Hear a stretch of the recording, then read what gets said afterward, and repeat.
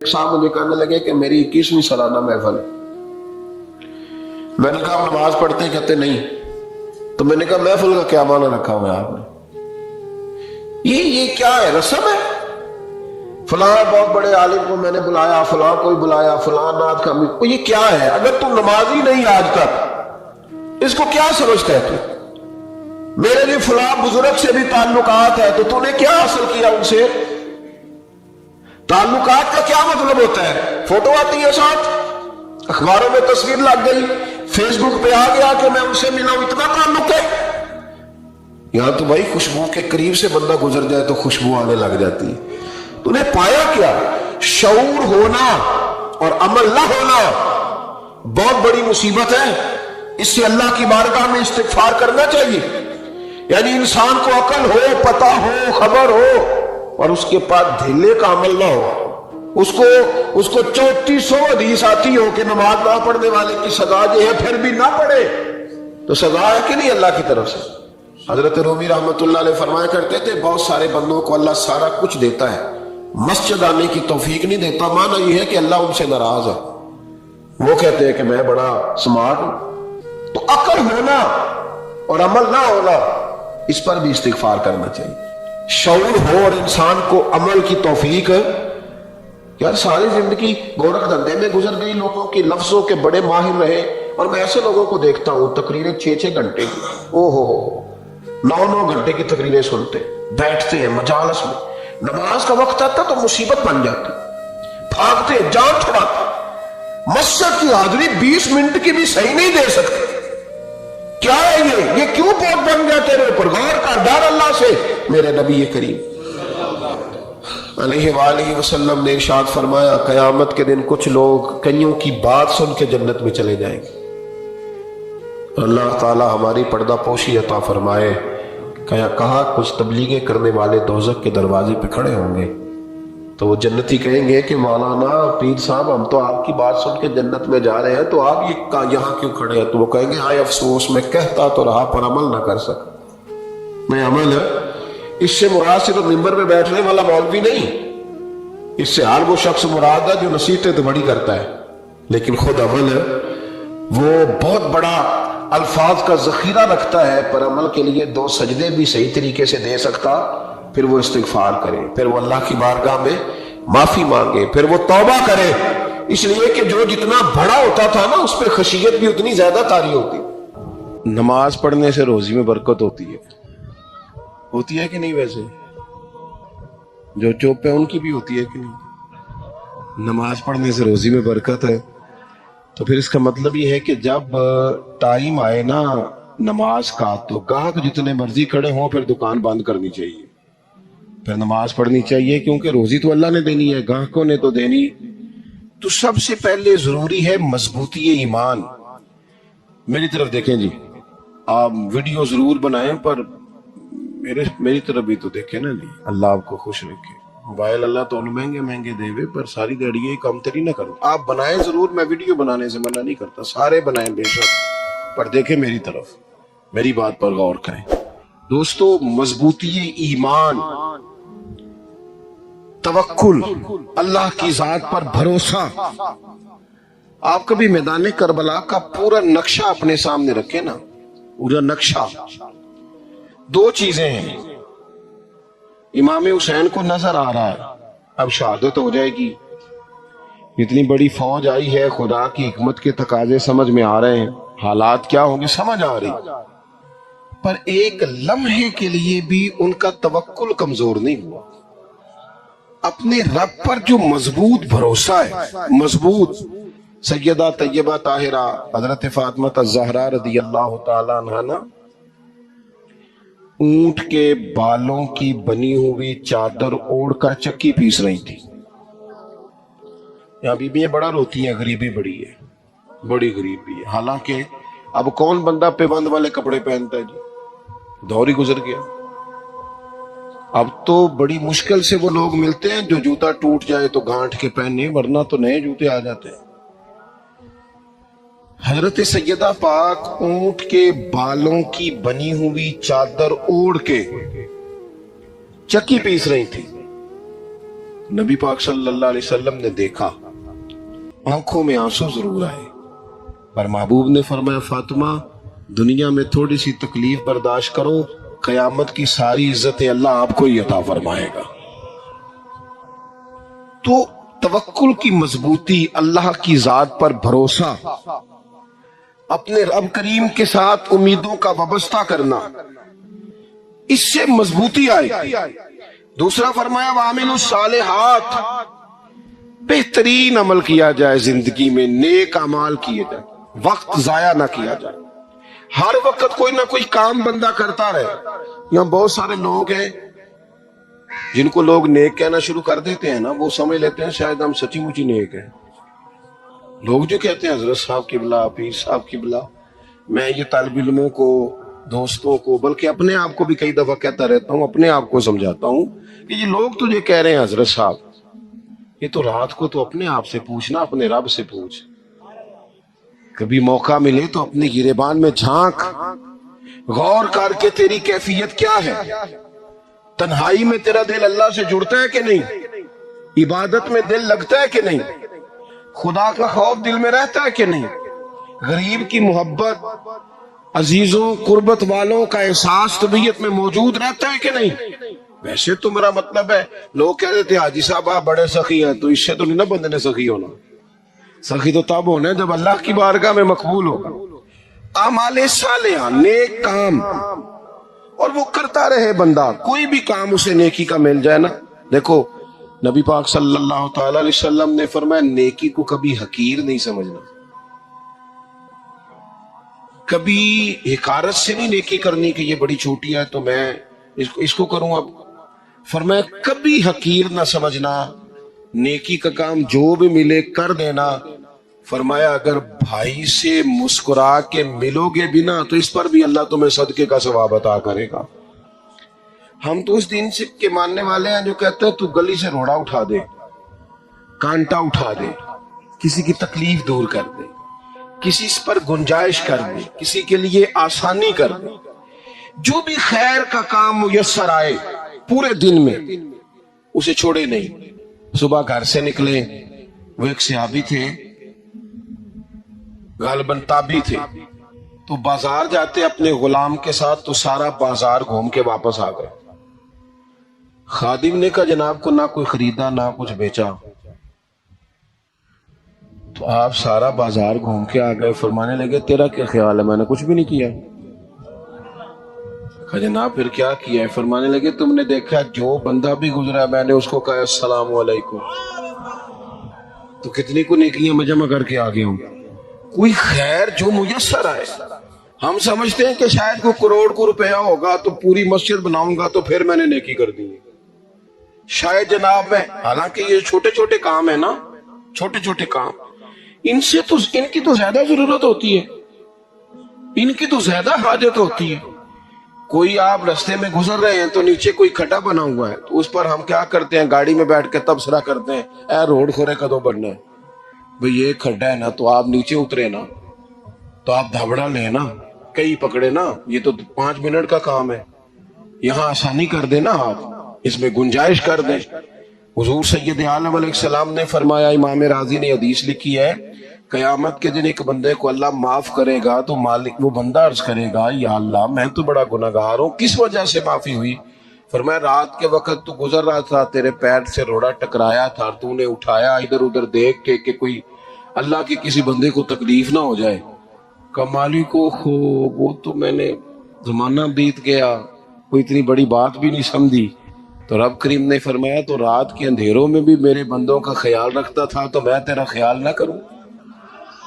کوئی عمل ہمارے ہاں لوگ کوئی کام نہیں کرتے، بالکل نہیں، کوئی کام نہیں، نہ بڑے نہ چھوٹے نہ سمجھدار نہ ان پڑھ، کچھ بھی نہیں، نشستن گفتن برخاستن، بیٹھو راج کے گپے مارو، تبصرے کرو فلانا کچھ نہیں کر رہا، فلانا کچھ نہیں کر رہا، اس کے بعد اٹھ کے چلے جاؤ، کچھ کریں۔ وَعَمِلُوا الصَّالِحَاتِ، نیکیاں جمع کریں زندگی میں، خزانہ بنائے، خزانہ، اپنی ڈیوٹیاں اپنی ذمہ داریاں پوری کریں، ہر وقت کام، ہر وقت ذمہ داری، ہر وقت ڈیوٹی۔ دیکھیں نا امام حسن اور حسین، ان کی آپ کبھی زندگی کا مطالعہ کریں، فرض نماز کے علاوہ 100 رکعت نماز نفل روز پڑھنی ہے، پتہ کرنا ہے غریب کہاں کہاں ہیں، ان کا خیال رکھنا ہے، اور نیرے پیسے نہیں دینے۔ ہمارے یہاں لوگ غریبوں کو پیسے ضرور دیتے ہیں، عزت نہیں دیتے، ان کو 4 پیسے کی مدد ضرور کر دیتے ہیں پر عزت نفس کا خیال نہیں رکھتے۔ امام زین العابدین رضی اللہ تعالیٰ عنہ فرماتے ہیں، گزر رہے تھے، آپ دیکھیں نا، امام غزالی حدیث لائے ہیں کہ بندہ اور کچھ نہ کرے، کسی مومن کا دل راضی کر دے تو اللہ 60 سال کی نفلی عبادت کا ثواب عطا کرتا ہے۔ دل بدستاور کے حج اکبر است، از ہزاراں کعبہ یک دل بہتر است۔ کسی کا دل خوش کر دینا، اس کو راحت دے دینا، اس کو قرار دے دینا، اس کے لیے کوئی ایسا سامان کر دینا کہ بندہ مطمئن ہو جائے، سکون ہو جائے۔ یہ ہمارے ہاں جو لوگ ہوتے ہیں نا، سرکاری ملازمین، ڈیوٹیوں والے، ان کی طبیعتوں میں تلخی ہوتی ہے۔ یہ اگر صرف پیار کرنے لگ جائے نا، میں کچھ میڈیکل سے وابستہ لوگ میرے احباب میں سے ہیں تو میں ان سے کہتا ہوں کہ شفا تو اللہ نے دینی ہے، چلو تم دوائی تو آج کے دیا کرو نا، تم آنے والے کی بات تو توجہ سے سنو۔ وہ بیچارہ اپنی بات، ہمارے ایک بزرگ تھے تو تعویذ لکھا کرتے تھے، بڑے عالم تھے، مجھے کچھ تھوڑی سی نا میرے دل میں ان کے بارے میں خفگی رہتی تھی کہ آپ اتنے بڑے عالم ہیں، آپ کتاب لکھیں، آپ تعویذ لکھ رہے ہیں، اور پھر لوگوں نے کمائی کرنی ہوتی ہے، آپ تو مفت دیتے ہیں سارا کچھ، اتنی لمبی ڈیوٹی، سارا دن بیٹھے رہتے ہیں آپ اور لکھتے تعویذ ہیں، پڑھائیں آپ۔ میں نے ایک دن ان سے گزارش کی، میں نے کہا شیخ آپ بڑے آدمی ہیں، جن لوگوں کو اللہ نے رسوخ فی العلم عطا فرمایا ہوتا ہے ان میں سے آپ، اللہ نے آپ کو پختگی دی ہے، علم میں شعوری عالم ہے آپ، سارا دن تعویذ۔ فرمانے لگے یار میں تعویذ نہیں لکھتا، اصل مسئلہ یہ ہے کہ جو تعویذ لینے آتا ہے وہ اپنا سارا دکھ سناتا ہے، تو میں تعویذ نہیں لکھتا، میں نہ بس لوگوں کے کلیجے ٹھنڈے کرتا ہوں۔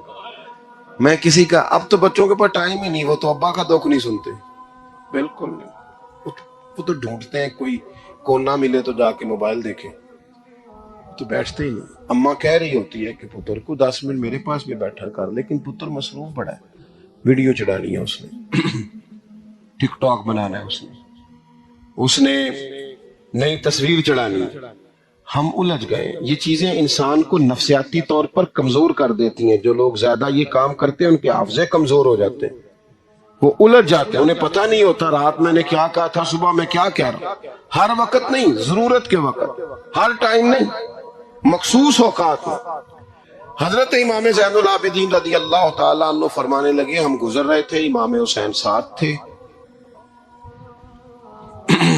تو رستے میں نا کچھ غربا، غریب لوگ بیٹھ کے کھانا کھا رہے تھے، کہتے ہیں ہماری ان پر نظر، اذان پڑھی جاتی ہے مسجدوں میں 5 وقت الحمدللہ۔ جب جماعت فرض ہوئی تو نبی پاک نے فرمایا لوگوں کو بلانے کیسے ہیں بھائی نماز کے لیے؟ ایک صحابی نے مشورہ دیا، یا رسول اللہ خشک گھاس، آپ یہ ابھی فصل آئے گی مونجی کی تو اس کے ساتھ وہ جو کیا پرالی کہتے ہیں ہم اپنی زبان میں، وہ جب خشک ہو جاتی ہے نا، اس کو آگ لگائیں تو آگ کا لاوا ذرا اونچا جاتا ہے، اونچا۔ صحابہ نے کہا یا رسول اللہ خشک آگ کو آگ لگائے کہ چھت پہ رکھ کے تھوڑی دیر کے لیے، اور یوں کر کے جب وہ اٹھے گی نا تو سارے مدینے میں خبر ہو جائے گی کہ نماز کا وقت ہو گیا۔ حضور نے فرمایا ٹھیک ہے۔ ایک صحابی کہنے لگے یا رسول اللہ صلی اللہ علیہ وسلم اونچا دف رکھ کے زور سے 1-2 دفعہ بجائیں گے، لوگوں کو پتا، مختلف باتیں۔ اللہ کے رسول نے فرمایا جاؤ سو جاؤ، سویرے آؤ گے پھر مشورہ کریں گے کیا کرنا ہے۔ اور مالک بھی دیکھے کتنا کریم ہے، جو جماعت کا حکم بھیج سکتا ہے وہ اذان کا نہیں بھیج سکتا، لیکن وہ کہتا ہے لوگ کہیں میرے مصطفیٰ کا دروازہ چھوڑ نہ جائے۔ فرماتا ہے جاؤ میں نے نماز فرض کر دی ہے، طریقہ بھی میرا نبی بتائے گا اور اذان کے سلیقے بھی میرے مصطفیٰ ہی سکھائے گا۔ سویرے صحابہ اٹھ کے آئے تو حضرت عمر فاروق آئے، کہا کہ حضور میں نے خواب دیکھی ہے۔ حضور نے فرمایا تم نے بھی دیکھی ہے اور بھی کئیوں نے دیکھی ہے۔ یا رسول اللہ کیا؟ فرمایا چلو سناؤ۔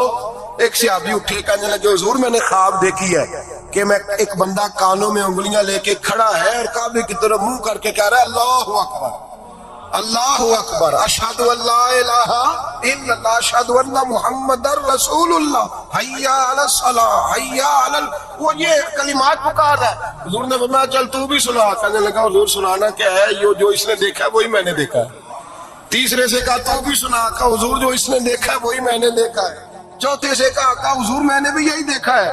فرمایا تم نے دیکھا نہیں، یہ میرے رب نے تمہیں دکھایا ہے، یہ اللہ نے تمہیں دکھایا ہے. فرمایا اب نہ آگ جلے گی نہ یہاں کچھ اور ہوگا، بلکہ میرا بلال چبارے پہ چڑھا کرے گا، مینارے پہ کھڑا ہوا کرے گا، اللہ کا نام بھی پکارے گا اور میرے ترانے بھی پڑھا کرے گا. اب اذان ہوگی اور قیامت تک اذان جاری. تو اذان کس سے ثابت ہوئی؟ صحابہ کی خواب سے. کہاں سے آئی؟ صحابہ کی. تو دین میں اگر خواب کوئی اہمیت ہی نہیں رکھتا، اتنا بڑا کام خواب کے ذریعے ہو گیا. تو میرے بھائی خواب کی حیثیت ہے، خواب کو سمجھیں. میرے نبی پاک غلاموں کی خواب میں آتے ہیں، حضور جلوے. اور ایک بات سن لیں، نبی پاک صلی اللہ علیہ وسلم نے فرمایا جس نے خواب میں مجھے دیکھا اس نے مجھے ہی دیکھا. شیطان خواب میں بھی آ کے میری صورت نہیں بنا سکتا. جس نے مجھے دیکھا اس نے مجھے. اور نبی پاک فرماتے ہیں جس نے مجھے خواب میں دیکھا بڑی جلدی ظاہری طور پہ بھی دیکھے گا. ظاہری. میرے اعلیٰ حضرت سے کسی نے پوچھ لیا کہ حضور ظاہری طور پہ کیسے دیکھے گا؟ آپ نے فرمایا پوچھ لو علماء سے. کہا حضور آپ بتائیں. آپ فرمانے لگے مجھے تو یوں لگتا ہے جس نے خواب میں مصطفیٰ کو دیکھا جب مرنے کا وقت آئے گا تو سامنے رسول اللہ کا چہرہ آ جائے. یہ ترجمہ اس حدیث کا کہ جس نے خواب میں دیکھا وہ ظاہری طور پر بھی جب مرنے لگے گا تو سامنے مصطفیٰ کریم کا چہرہ. نجم کی ہے خدا آرزو ہے یہی، عاشق زار کی آبرو ہے یہی، موت کے وقت سر ان کے قدموں میں ہو، دید ہوتی رہے دم نکلتا رہے. لگتا یہ ہے کہ یہ کام ہوگا. اور پھر یہ بھی یاد رکھے علماء نے تصریح کی ہے، محدثین کہتے ہیں میں کسی کی خواب میں آؤں تو میرا اپنا اس میں کوئی دخل نہیں. وہ سامنے والا کہے گا جی آپ میری خواب میں آئے تھے، مجھے کوئی نہیں پتا. لیکن نبی پاک جس کی خواب میں آتے ہیں حضور اپنی مرضی سے آتے ہیں، اپنے ارادے سے آتے ہیں. حضور ارادہ کرتے ہیں تو خواب میں آتے ہیں، ورنہ نبی پاک صلی اللہ علیہ وسلم خواب میں تشریف. حضور ارادہ کرتے ہیں تو خواب میں، ورنہ حضور کسی کی خواب میں. کوئی نہیں سمجھ آئی آپ کو بات. حضور ارادہ کرے تو خواب میں. اور میرے رسول پاک اپنے غلاموں کی خواب میں آتے. امام سخاوی نے لکھا ہے، علامہ سبوری نے لکھا ہے، مولا علی شیر خدا کرم اللہ تعالی وجہ الکریم، آپ فرماتے ہیں بڑا دیر ہو گئی حضور کے وصال ظاہری کو، کئی سال بیت گئے، لنگ کئی مہینے تے برس گئے، تیری دید نو دیدے ہی ترس گئے. فرماتے ہیں دل کرتا تھا حضور کا جلوہ نظر آئے. دور تھا حضرت عمر کا، میں درود پڑھتے پڑھتے سو گیا. مجھے خواب میں رسول پاک کا دیدار نصیب ہوا، اور دیدار اس طرح نصیب ہوا کہ اللہ کے رسول فجر کی نماز پڑھا رہے ہیں، میں پیچھے نماز پڑھ رہا ہوں، اور پہلی صف میں 21ویں نمبر پہ میں کھڑا ہوں. نبی کریم علیہ السلام نے نماز پڑھائی تو مزہ آ گیا. نماز کے بعد حضور نے غلاموں کی طرف رخ پھیرا، ایک کھجوروں کا ٹوکرا آیا، اللہ کے رسول کھجوریں نکال نکال کے تقسیم کرنے لگے. 20 صحابہ کو دی تو 21واں نمبر میرا بھی آیا. حضرت علی کہتے ہیں میں خواب دیکھ رہا ہوں، خواب میری وچ ماہی آیا تے میں گل وچ پا لئیاں باواں، ڈر دی ماری اکھ بھی نہ کھولا کتے پھر بچھڑ نہ جاواں. کہتے ہیں میں نے دیکھا حضور نے کھجور اٹھائی، اس کو صاف کیا، مجھے دی. فرماتے ہیں کچھ کھجور کا مزہ، کچھ دست مبارک کا مزہ، کمال ہی ہو گئی، اتنا ذائقہ آیا. حضرت علی فرماتے ہیں دل بڑا کرتا تھا کہ ایک کھجور اور مل جائے، پر سب کو ایک ایک ملی تھی، میں نے مطالبہ نہیں کیا. فرماتے ہیں ابھی کھجور کھا ہی رہا تھا کہ مسجد میں اذان کی آواز آئی. میرے دل سے ہاں نکلی کہ یار کبھی تو ٹھہر جاتا نا تھوڑی دیر، کبھی ٹھہر جاتا نا، ذرا ٹھہر جا مؤذن، میرا دل بہل رہا ہے، تو ذرا ٹھہر جاتا. کہتے ہیں اٹھا، وضو کیا، سنت پڑھی، بوجھل قدموں سے مسجد گیا، پہلی صف میں کونے میں بیٹھ گیا. مکبر نے اقامت کہی، عمر مصلی پہ کھڑے ہوئے. کہتے ہیں میں چونکا اس وقت جب عمر فاروق نے بھی وہی صورتیں شروع کر دی جو رات خواب میں رسول پاک نے پڑھی تھی. میں بڑا حیران ہوا، نماز مکمل کر کے عمر بھی اسی طرح دیوار سے ٹیک لگا کے صحابہ کی طرف منہ کر کے بیٹھے جیسے نبی پاک بیٹھے تھے. حد ہو گئی کہ کھجوروں کا ٹوکرا بھی آ گیا. کہتے ہیں فاروق اعظم بانٹنے بھی لگے، 21واں نمبر میرا بھی لگ گیا. عمر نے کھجور دی تو ذائقہ بھی بڑا ہی آیا. حضرت علی شیر خدا فرماتے حضور سے تو ادب کی وجہ سے مانگ نہیں سکا تھا، عمر اپنا یار تھا. ایک کھجور کھائی تو میں نے کہا عمر یار ایک اور دے دے. تو کہتے ہیں فاروق اعظم نے ٹوکری میں ہاتھ رکھا, کھجور صاف کی, میں سمجھا ملنے لگی ہے. عمر نے صاف کر کے اٹھا کے دوسرے صحابی کو دے کے کہنے لگی علی چپ کر یار, اگر رات کو نبی پاک سے دوسری مانگتا تو میں بھی سویرے تجھے دوسری دے دے. حضرت جناب سیدنا علی المرتضیٰ فرماتے عمر بھی رونے لگے اور میں بھی رونے لگا, وہ بھی تڑپے اور میں بھی تڑپا. تو کہنے لگے علی تو کیا سمجھتا ہے, مصطفیٰ نے تیری جھولی میں خیرات ڈالی ہے, وہ حبیب رات روضہ انور سے نکلے ہیں تو سب کے گھروں کو روشن کر کے گئے, وہ میرے اوپر بھی بڑا کرم فرما کے گئے. بھائی حضور جس نے مجھے دیکھا اس نے مجھے ہی دیکھا. حضرت علامہ نورانی رحمت اللہ تعالی علیہ نے ایک دفعہ کہا کہ بھئی تم لوگ زیادتی کرتے ہو, وہاں جن لوگوں کی حکومت عرب میں ان کو للکارا, کہا تم ظلم کرتے ہو, یہ تمہارے عقیدے صحیح نہیں. وہاں ایک شخص نے بڑی غلط کتاب لکھی تھی, اس نے کہا تھا نبی پاک کا جو روضہ ہے گنبد ہے وہ سب سے بڑا بت ہے. علامہ نورانی نے احتجاج کیا تو شور ہو گیا کہ شاید پابندی لگ گئی ہے, یہ مدینے نہیں جا سکتے. تو صحافی جو ہوتے ہیں یہ بال کی کھال اتارتے. نورانی صاحب ایئرپورٹ پہ تھے تو حافظ قریب گیا, کہنے لگا سنا ہے آپ پہ پابندی لگ گئی ہے, وہاں جا نہیں سکتے. آپ فرمانے لگے یہ میرا اور میرے خدا کا معاملہ تم کیوں پوچھتے ہو, میرا اور میرے رسول کا معاملہ تم کیوں پوچھتے ہو, چھوڑو لگ گئی ہے. حالانکہ علامہ نورانی کے والد کی قبر جنت البقیع میں, ان کا سسرال مدینے میں, نورانی صاحب کا نکاح مدینے میں ہوا تھا. مولانا فضل الرحمان علیہ رحمہ کی صاحبزادی علامہ ضیاء الدین مدنی کی پوتی ان کے گھر تھی, ان کا آنا جانا تھا. بودو باشی عربی تھی, بہت بڑے وہاں کے وہ باشی تھے, بہت سارا ان کا خاندان نیشنل تھا عرب کا.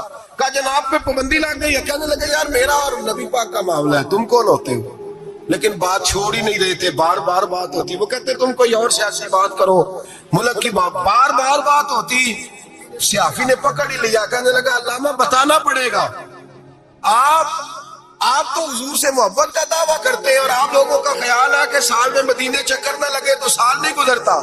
اتنے عشق کا دعویٰ اور پابندی لگ گئی ہے تو کیسے جاؤ گے. تو علامہ نورانی نے صحافیوں کے بیچ کھڑے ہوئے موٹا جملہ کہہ دیا, بڑی بات کہہ دی. پلٹ کے دیکھا, کہنے لگے میں نے وضو کیا ہے اور 66 سال سے ہر سال مصلی رسول پہ کھڑے ہو کے قرآن سناتا ہوں, اور زندگی میں کوئی بڑے سے بڑا آدمی 36 سال سیاست کے باوجود 1 روپے کی کرپشن کا الزام نہیں لگا سکا. میں کرائے کے مکان میں رہ کے وقت گزارنے والا شخص ہوں, میں فقیر مصطفیٰ ہوں, تم کیوں اس طرح کے سوال کرتے ہو. کہنے لگے مولانا بتائے, پھر بتاتے کیوں نہیں.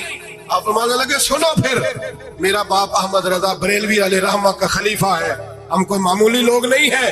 میرے مدینے جانے پہ پابندیاں تو کیا ہوا, میرے ہی مدینے جانے پہ پابندی ہے نا, نبی پاک کے پاکستان آنے پہ تو کوئی پابندی نہیں نا, رسول اللہ کے آنے پہ تو کوئی پابندی نہیں نا. فرمایا ہم عشق کے بندے ہیں, کیوں بات بڑھائی ہے. میں ایک دفعہ رو کے درود پڑھوں گا, میرا نبی مجھے دیدار کرا جایا کرے, میرے گھر میں آ کے حضور دیدار کرا دیں گے. ہم کوئی معمولی لوگ نہیں, تر دامنی پہ شہد ہماری نہ جائیے, ہم دامن نچوڑ دیں تو فرشتے وضو کریں. اور صحابی کہنے لگا میں نے بھی ساری زندگی سیاست دان دیکھے, دنیا دیکھی, اور میں تو پینٹ کوٹ پہن کے انٹرویو لینے آیا تھا, لیکن مولانا کی بات دل سے ٹکرائی. مجھے کبھی نہیں پتا تھا کہ محبت رسول کیا ہوتی ہے, میرے بھی آنسو نکل گئے, اور میں بھی پلٹ کے مولانا کے ہاتھ چومنے لگا. میں نے کہا مولانا اگر آپ کے جملوں میں اعتماد ہے تو آپ کے عقیدے میں کتنا اعتماد ہوگا, نظریے میں کتنا حسن ہوگا. اعلیٰ حضرت کہتے ہیں واللہ وہ سن لیں گے اور فریاد کو پہنچیں گے ہم. اتنا تو ہو کوئی فریاد کرے دل سے. میرے رسول کریم سید عالم صلی اللہ علیہ وسلم اپنے غلاموں پہ کرم فرماتے. شاہ ولی اللہ محدث دہلوی ہندوستان میں جتنے مکاتب فکر ہیں سب کے متفقہ پیشوا ہے شاہ ولی اللہ. جو بھی کسی مکتبہ فکر سے تعلق رکھتا ہے شاہ ولی اللہ صاحب سے اس کا سلسلہ حدیث ملتا ہے. شاہ ولی اللہ صاحب کہتے ہیں میرے ابا جی شاہ عبد الرحیم محدث دہلوی بیمار ہو گئے, ساری زندگی نبی پاک کا دین پڑھایا, ساری زندگی حضور کے فرمان سے لوگوں کو آگاہ کیا, قرآن و سنت کا درس دیا, فالج ہو گیا, لوگ باتیں کرنے لگے. کہتے ہیں میرے والد صاحب کہتے ہیں میں رونے لگا کہ یا رسول اللہ میں کسی اور کا تو نہیں, میں تو آپ کا ہوں, نظر کرم ہونی چاہیے.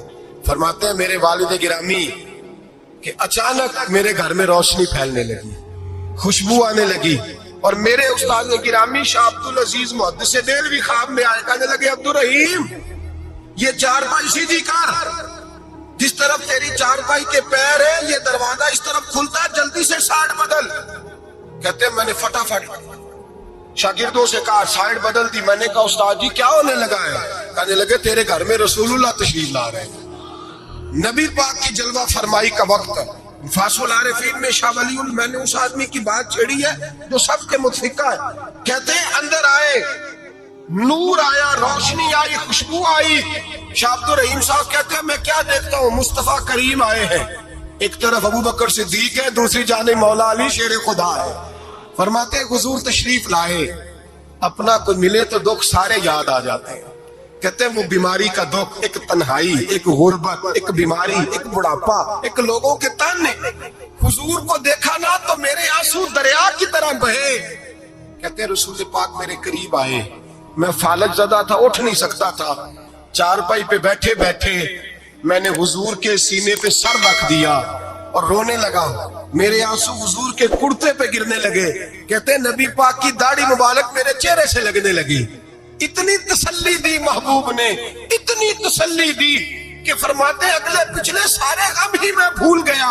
مجھے لگا کہ دنیا کا خوش قسمت خوش نصیب شخص میں ہوں اور مجھے فرشتے جن اور انسان سلامی دینے آ رہے ہیں۔ شاہ عبد الرحیم صاحب کہتے ہیں جہاں جہاں درد تھی نبی پاک نے دستے شفا پھیرنا شروع کیا۔ کہتے ہیں ہاتھ حضور کا لگتا گیا، شفائے اللہ عطا فرماتا گیا۔ فرماتے شفائیں دوڑ گئی، خوشبوئیں پھیل گئی، طاقتیں آ گئی۔ فرماتے حضور نے تھپکی دی، کہا بس کر دے میں آج ہو گیا ہوں، میں آج ہو گیا ہوں۔ تسلی دی مصطفیٰ کریم، تسلی۔ خواب میری وچ آیا ماہی، میں اودے کل وچ پا لیا باواں، پھر ڈر دی ماری اکھ بھی نہ کھولا کتے پھر وچھڑ نہ جاواں۔ چر ہویا مینوں ترلے لیندیاں، کدی موڑ میرے ول واگاں۔ خواب میری وچ ایک بار جے آویں میں ساری عمر نہ جاگا۔ کہا نبی پاک بس کرنا آج ہو گیا ہو۔ کہتے میرا دل کیا کہ حضور جا رہے ہیں تو کوئی تحفہ ہی عطا کر دے، اور پھر دل کیا کہ کبھی حضور اپنی داڑھی کے 2 بال مبارک منہ مبارک دے دے تو میرے نصیب چمک جائے۔ کہتے میرے دل میں خیال تھا قربان جاؤں میرے رسول پاک نے یوں داڑھی پہ ہاتھ پھیرا اور 2 منہ مبارک اتارے، فرمایا چل یار فکر نہ کر تو رکھ لے۔ کہتے حضور نے مجھے دیے، اللہ کے حبیب جانے لگے، دروازے تک پہنچے تو میں نے اپنی چارپائی کو ٹٹولا تو بال ہی نہیں۔ میرے دل میں خیال آیا منہ مبارک کہاں گئے؟